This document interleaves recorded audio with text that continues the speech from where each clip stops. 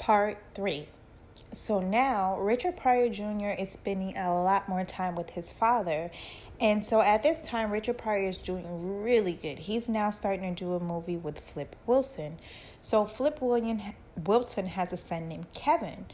So Richard Pryor does what he does best. He drives over to Flip Wilson's house. Him and Flip Wilson decide to go out in the streets and find more booger, sugar, and pussy and be out partying for the whole day and night.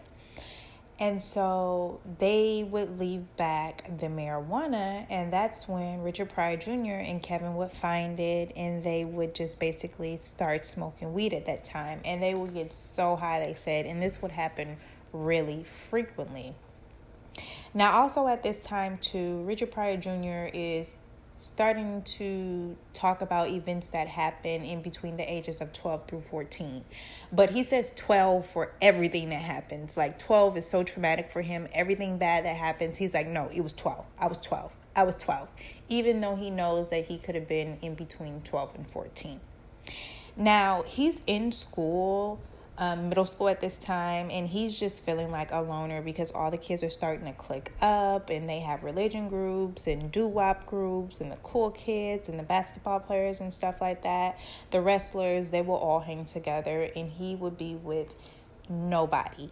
Even though he was on the basketball team, but it was as if he was on the basketball team to be seen on the bench.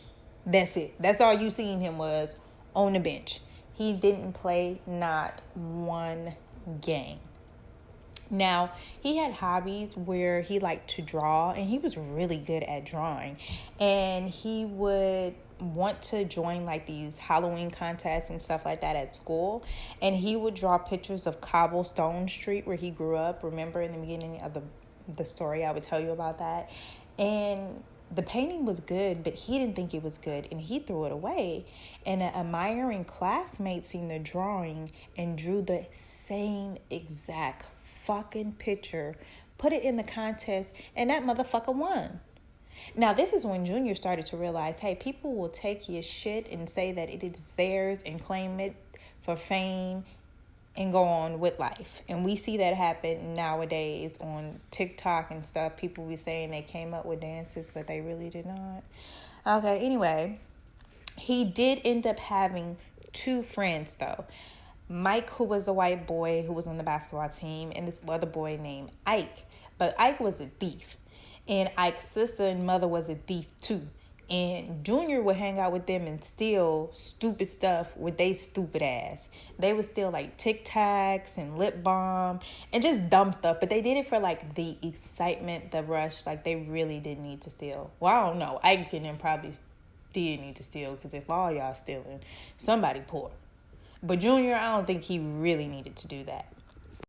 Now, back then, it wasn't all those free porn sites and eBay, Amazon, and Snapchat where you could see explicit pictures and people doing all types of stuff. He would have to wait until like a Sears catalog or a J.C. Penney's catalog would come to his grandmother's house, and he could not wait to see the catalog where it would be white men or just men in general and whitey tighties. And he would just notice that he would get like a bulge in his pants. And that's when he started to realize like, yo, I'm having these feelings for the same sex. And he would also have sleepovers with Mike and Ike, his only two friends. And when they would get naked in front of each other, he would also get a bulge in his pants. And he would really realize like, yo, I'm really having these feelings for the same type of sex. So just like any other day, it's time for the family to have dinner. But this time, Mama Patricia had ended up making liver. And just like always, Junior is going to like start this fuss, and he wants Tammy to join him and stuff. And the mother is like, eat your liver. But every time she's saying this, she's calling him Lonnie instead of Richard or Junior or Richie. She's like, eat your liver, Lonnie. Get out of here, Lonnie. Like every time she's like annoyed with him, she's calling him Lonnie. And at first he didn't think anything of it until he realized that Lonnie is actually a real fucking person. Lonnie is the hairdresser of the mother. But not only is he a hairdresser, he's a queen. He is very proud to be a queen, gay, out there, dresses up, does the most, very flamboyant, and has his money and paid and don't care what nobody say. But Junior is offended, like, whoa, so my mom is looking at me like I'm gay, bro? Like, nah, like, you looking at me like I'm feminine? I have a problem with that, and now I'm about to cry because why are you looking at me like that? Like, I'm your son. So he throws this like fit and he's like crying. And the whole time that he's crying and he's packing his stuff to leave and run away, he's saying, nobody loves me. Nobody cares. Nobody loves me. Nobody cares. And so he finds himself walking down a little bit down the block to his grandmother van, and nobody comes to get him. Nobody checks on him. Nobody asks him what's wrong or anything. And he's for hours crying, saying, nobody loves me. Nobody cares. And this little hopeless boy is in this van, and every time someone passes, he's hoping that it's the grandmother or the mother coming to check on him. And so dinner already passes and it's late. And so finally he's like, I'm hungry. I need to go in. Like, this is not right. So finally he comes in and the mother is like, you're done pouting? Like, you ready to eat? And he's like, I guess so. And she's like, yeah, go wash your hands.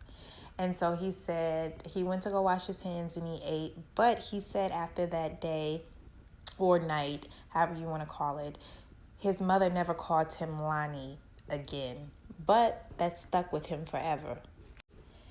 So Junior never really thought about what he wanted to be when he grew up. He was like, I want to be a garbage man. That's all he thought of himself as a garbage man. That's what I want to do. That was his dream job.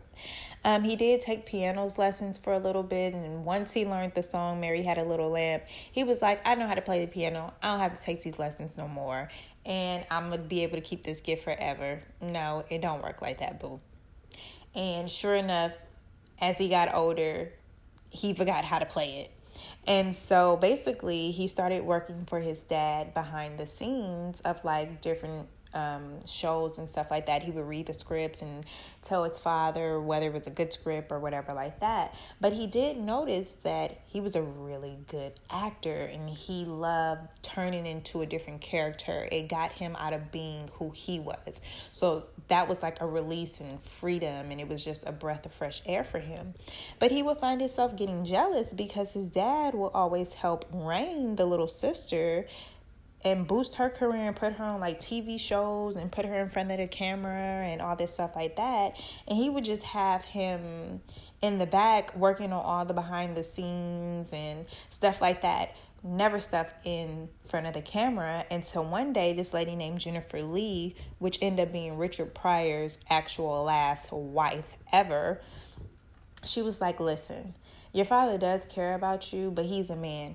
And I guess it was a thing back then that men didn't help their sons surpass them in the same career that they did. Like, no, I'm not going to put you in front of the screen and then you do good and then you be better than me and then you take my job and then what am I going to do?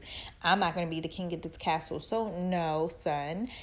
Go ahead and find your own path as a man, and I'll be there to pat you on your back if you need it, but I'm not going to give you the same support that I'm going to do for a girl and your little sister, Rain. So one hot summer comes around, and he's about 12 years old, and his dad is doing a movie with Billy D. Williams and Mac in Georgia. Yeah, Mac in Georgia. And so he's in this hotel and his dad has an assistant named Armando.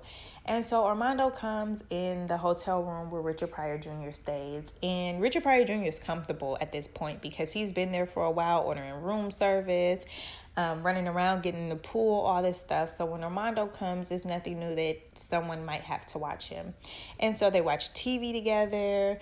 They're having fun together and they start wrestling and stuff. Now, Junior does not think anything of it. He's like, this is not sexual. Like, we're just wrestling like two kids or dudes do. You know, that's what we do nowadays. Until he started to feel a bulge in between Armando's leg. And he would notice that Armando would do certain moves and like push up on his ass. And so he would keep doing it and doing it and doing it because Armando wanted Richard Pryor Jr. to initiate touching his dick. So therefore, if he ever told, it would be like, well, you initiated, you started it first, you wanted it. And so eventually, Richard Pryor Jr. being curious, he grabbed Armando's dick. And then in return, Armando did the same thing. And then after a while, before they knew it, they were both naked, and Armando was sucking Junior's dick. And then Junior was sucking Armando's dick until he ejaculated. And to Junior, that was like nothing crazy, because he looked at it as like lotion, like, oh, this looks just like lotion, this is nothing. And he also grew up in a whorehouse where it was pimps and prostitutes, and he would always hear people using graphic details about blowjobs, anals, dick. So he was quite jaded and never felt like Armando was doing anything wrong, right? No, motherfucking wrong. That nigga was wrong, and he knew it. And so he said that would happen like every day, like for a while, and he would be so excited for him to come over because he knew what was going to happen, and he was just excited for that to happen. And so then another summer, well, maybe it wasn't another summer, I think it was that same summer. Yeah, it was that same summer. His dad was doing another movie, and so it was a lady named Mary Whitecloud. And so Mary Whitecloud has stayed in the same hotel as Richard Pryor and Richard Pryor Jr. and all the like big stars, because all the other actors and actresses stayed across the street at the Holiday Inn that wasn't so as expensive as the place that they stayed at in Santa Fe, New Mexico. Now, Richard Pryor Jr. was with a friend, and they would like get high, still in the hotel, order room service, and go to the pool. So this day they were doing the same thing, and they had on their pool clothes. But then Mary Whitecloud had called the phone and was like, hey, Richard Pryor Jr., I need you to come over to the room. I need to talk to you about something very important, okay? And he's like, okay, I'll come over. So after him and his friends finish smoking, they both go over there to her door and knock on the door. And she's like, oh, I'm sorry. I just need to talk to him, and it's about something important. He'll meet you at the pool later on. The boy is like, whatever. So Richard Pryor Jr. goes in there, and he never looked at that lady like that before. Like, he never paid attention to her. And I guess this time he high as shit. And he notices, like, damn, she fine as hell. She has long, really beautiful, wavy hair that goes down all the way down her back. She has hazel green eyes, and she has this body like a Playboy bunny, right? And she's like, I need you to rub this tan lotion on me. Is that cool with you? And he's like, yeah, I'm 12 years old. Hell yeah, I rub it on you. This grown-ass woman. And you fine? I got you. So she lays on her stomach, and she pops the bra strap from off of her back. And so he straddles over her with one knee over each side of her on her back. And at first he just starts dropping the tan stuff all over her, the tanning lotion all over her. And she's like, nigga, that shit is cold.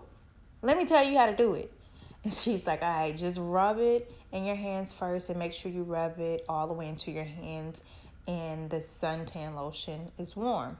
So he starts rubbing her from the top of her shoulders to her back. And so she's like, yeah, you're doing a good job. Go ahead and go down to my feet.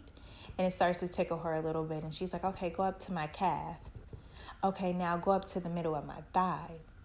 And so he's starting to get hard. And he is like, oh my goodness, I can't believe I'm feeling this way. And so she finally turns over on her back. And she's like, your dad wanted me to show you something. And she slips off her panties. And so he is still hard, and she pulls off his pants and, well, his swimming trunks. And she likes what she sees too.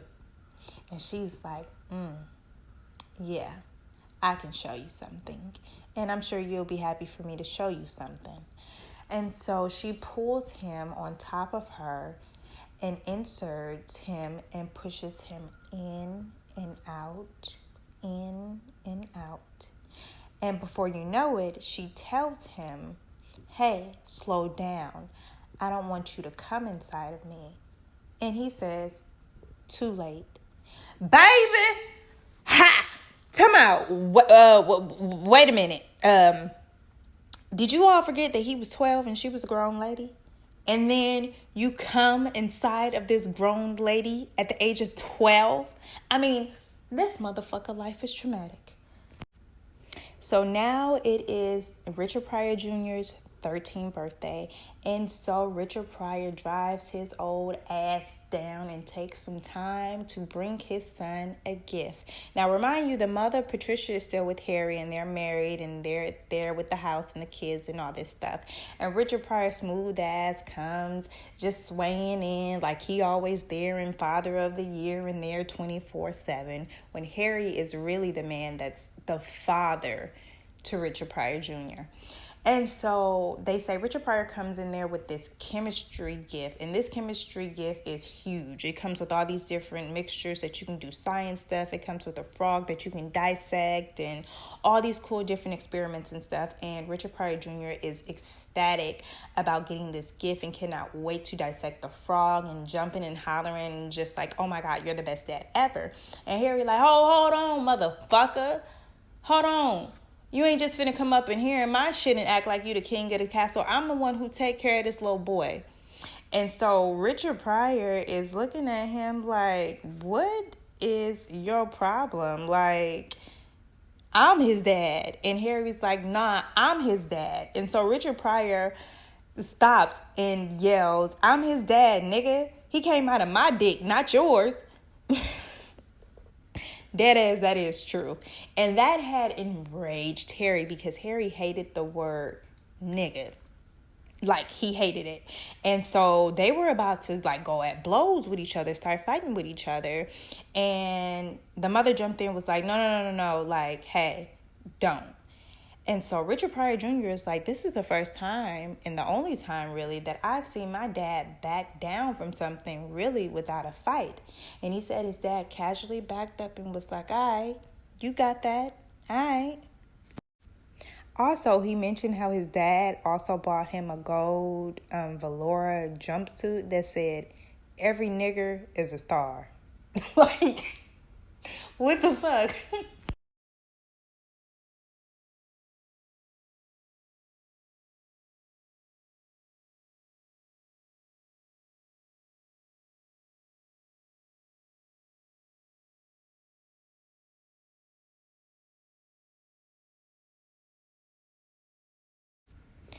He had just finished middle school, so it was like a graduation gift for his dad to buy an all-inclusive, all-paid trip for Tammy, Harry, Elanda, everybody, for them to go to the vacation to the Bahamas. And it was like first class. Everything was like really nice in the hotel suite. And he also knew that Harry liked to fish, and so he had got Harry a Caribbean fish boating trip with just like the captain and two members and nobody else. And then like the mom and the daughter and everybody had everything set up for them to do for that day. But when the mom had found out that the bottom of the boat was like a glass bottom and you can see inside the ocean, not just the fish, like the shark, the coral reefs, all of that, she was like, no, I have to go. And so she popped up and the captains were like pissed the fuck off. The captain was like, nah, you can't go. Like, you cannot get on this boat.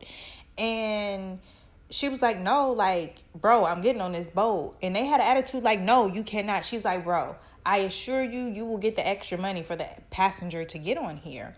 And so he was like, no, I need to go talk to Richard Pryor. And so the captain and the two crew member gets off, and after a while they talk, and they're coming back. But they're coming back still looking with an attitude like, guess she do gotta come. And so even though they went on this trip or whatever, they did have a good time, and Harry and the mom just like really enjoyed themselves or whatever like that. But after the trip, the mom and Harry started to have problems again, and so this time, they end up getting separated from each other. And Harry ended up moving into a mobile home in Kings Park with his girlfriend.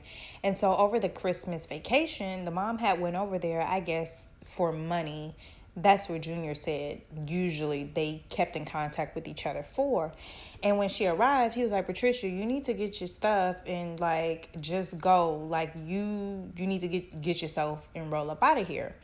And she was like, I ain't going nowhere. And so the girlfriend hopped up and was like, yeah, you really do need to leave. And she was like, bitch, you shut up because I'm still married to him. And he was like, yo, for real, get yourself up out of here and get the fuck on. And so the mother just had lashed out, had got the knife, and started stabbing his ass. They said that he tried to put his hands up. He tried to hide behind the chairs. He tried to hide behind the table. And she was cutting his ass up. You hear me? They talking about the girlfriend was in the corner trembling, and after a while she called 911, and Patricia did not give a fuck. They said this man was holding her hands and she was still stabbing him. Like, how strong are you? Finally, the police came and got her up off of him, and they was like, we taking you to jail for homicide. She was like, I don't give a fuck. Fuck that nigga.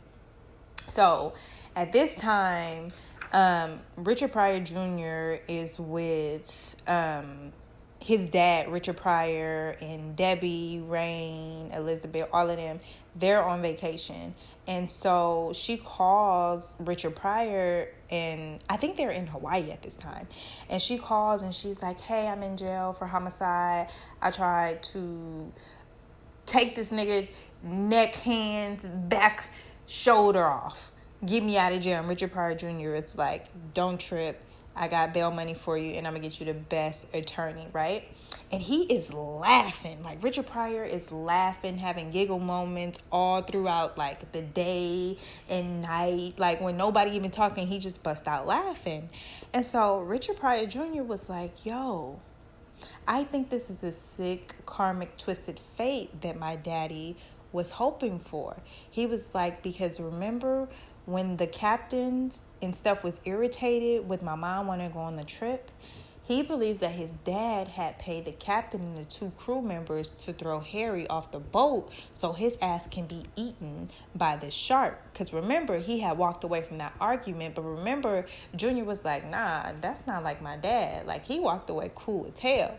So he really thinks that his dad had plotted to get Harry thrown off that boat and paid quite a lot of money for it to happen, but it didn't end up going that way. To end up getting stabbed the fuck up for the same lady who saved your ass for getting eaten from the sharks. Now she trying to be the shark and take off your head, allegedly.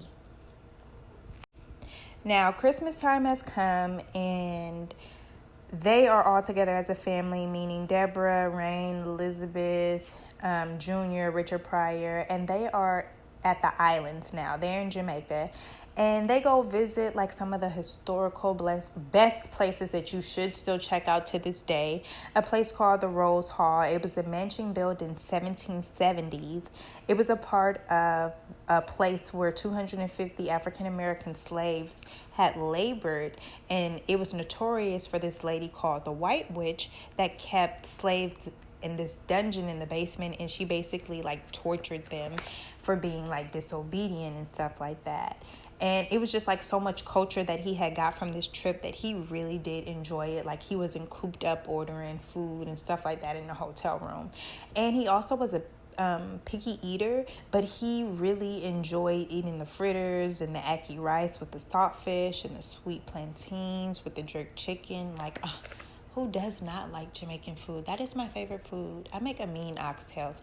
Anyway, he was really enjoying this. And he said that his father had like a really good mood, him and Deborah, because they would like go off sometimes and sneak and find the booger sugar and the marijuana there and stuff like that. So they would chill out. But he said when his dad could not get that booger sugar or something like that, one night his dad flipped out. So they said it was time to eat, and they had the chef and these servers around them and all the family there. And the daughter had told this lady, oh, thank you, Dota. And the father was like, don't you fucking call her that. That's rude. But the lady had told them to call her that because her real name was kind of difficult for people to say. So she was like, yeah, call me Dota. And so the daughter was trying to tell Richard Pryor, like, no, she told us that we can call her. And he was like, no, shut the fuck up. Stop trying to talk back to me. And she was like, but He took his hand and he backhanded the shit out of Rain, the little daughter. He slapped the shit out of her so hard that her nose started to bleed. And so it was like an awkward silence, basically. And he was looking at Richard Pryor Jr. while Richard Pryor Jr. looking at him. And he basically was looking at Jr. like, you know what to do. And so Jr. got his sister Rain, took her to the bathroom, had her to hold her nose back and to stop the bleeding and all of this stuff. So by the time they did that, they came back. Dinner was already served, but the mother, Deborah, and the kids were not eating. But they said Richard Pryor was gulping down that food like that food was damn near done. So he was like, what's this? And Richard Pryor was like, this is rice and peas. He was like, no, I know that's rice and peas, but what meat is this? And the dad was like, it's jerk goat. Eat it. It's good. And he was like, nah, I don't want that. And he was like, I said eat it. And Junior was like, kiss my ass, and got up from the table and was walking away. That man said all of a sudden he felt the boom, bop, bop, bop. He said he turned around and Richard Pryor and throwed a salad bowl at his head. I said one thing about it, Richard Pryor gonna bop somebody. And every time he gonna land his shot, whether it's a bowl or his hand, whatever the hell it is, he gonna land it. Now, for a summer vacation in 1977, Richard Pryor had took Deborah, Rain, Elizabeth, and him to Europe. Now, Rain was 8 years old at this time, Elizabeth was 10, and Junior was 15. And they all went to first class, and they sat at the finest hotels and stuff like that. And so one day they all end up going to this beach. And the beach was basically like topless where everybody can get naked. And for a 15-year-old boy, he was excited to see all these women. But what he was not expecting was to see Deborah, his stepmother, take off her bra at the beach, basically. And what he said was her titties were huge. They were big and they were beautiful. And his dad had caught him looking and had beat his ass so bad for looking, and he was like, you should whoop her ass. She knew better to take out them big ass titties in front of me. So now he is in high school, and basically his dad switches him out of the regular high school where he was with all those white kids that was calling him a nigger or a nigga, and he moved over to another school where it was like a mixture of kids. And he really was like, why did you do this to me? Now I'm a loner all over again. But this time I'm not just a loner, I'm doing bad in school. And so one day he comes home while his mother is gardening, and he's about to talk to her, but he just starts busting out crying. And he's going back to that same moment when he was a kid saying, nobody loves me, nobody cares. And this time he's crying for hours.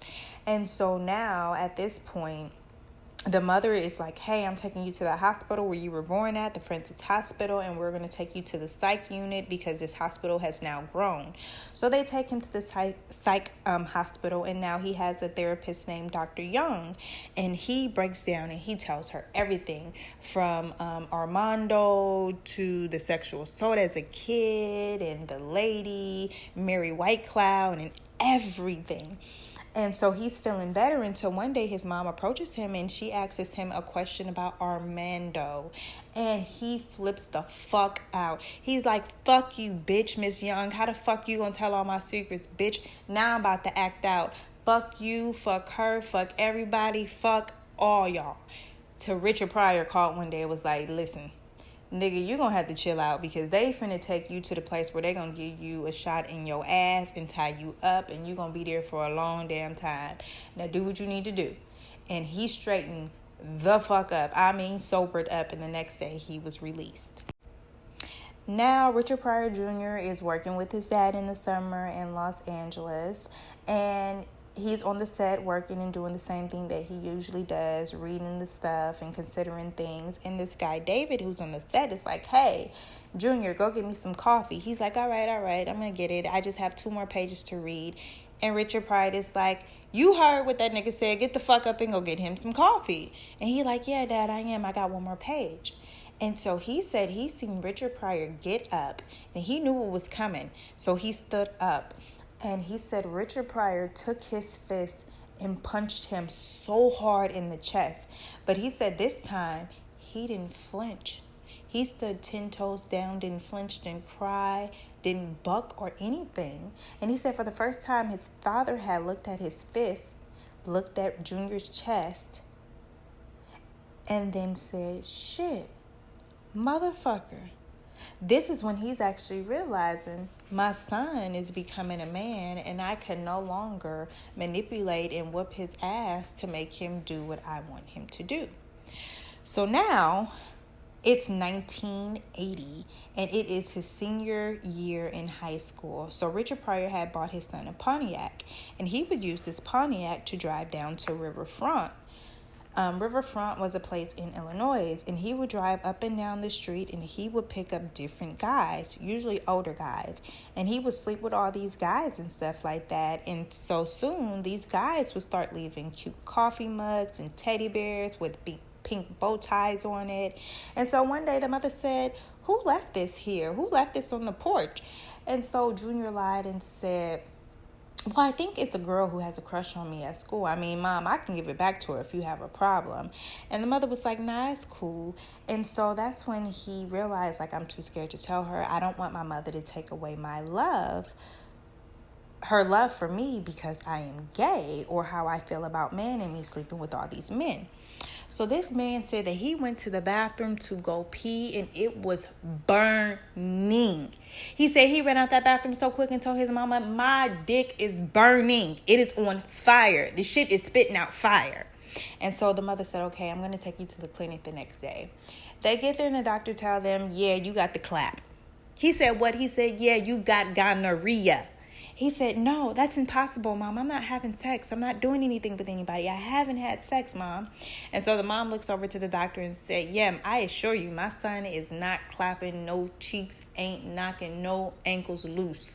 He must have got it from sitting on the toilet. So the doctor is looking at them like, you got to be shitting me. You know what? I don't got time for this. Okay, listen, I'm going to give you a prescription and y'all go on about y'all way. He said he took the pills and for a few days his pee was orange. And after that, he ain't have no more clap. Now, if you liked this part 3, go ahead and like for part 4. And thank you for joining the Blockbuster Books and Movie. And don't forget to come back and hop on the Blockbuster train.